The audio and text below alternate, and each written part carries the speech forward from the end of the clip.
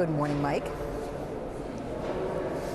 Michelle and Shirley, good morning to you. We are 6 hours away from the inauguration of President-elect Trump, and when he takes office at noon, he will become, again, as you said, the first time in 40 years that he'll take this oath of office indoors. It's interesting to think about the space because outdoors it would have allotted for about 1,600 guests to watch it up close and personal. The Capitol Rotunda will only allow about 600, so standing room only in many of these areas.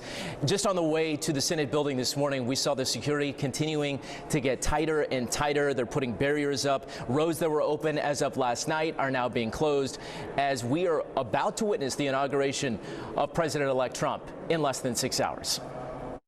With hours to go, security is getting tighter across D.C., but even the giant fences couldn't keep out the cold. The extreme conditions forcing the swearing in of the president and the vice president to move from outside the Capitol to inside the rotunda. We're happy to be here.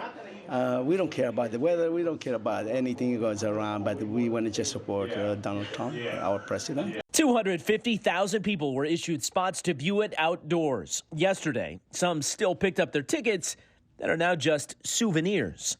The parade is also canceled, replaced by an event at the Capital One Arena a mile away, where President-elect Trump held a victory rally yesterday that kicked off with Kid Rock.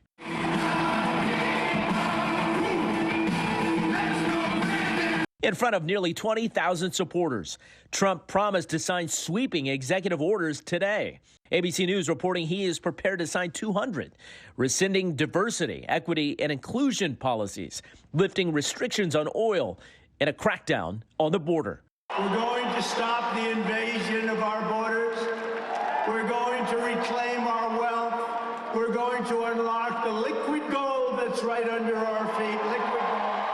Trump also pledged to target wasteful spending with the newly formed Department of Government Efficiency, led by Elon Musk. What matters going forward is to actually make significant changes, cement those changes, and set the foundation for America to be strong for a century. In a building that usually hosts sports, President-elect Trump celebrated one of the biggest political comebacks in U.S. history. Starting tomorrow, I will act with historic speed and strength and fix every single crisis facing our country.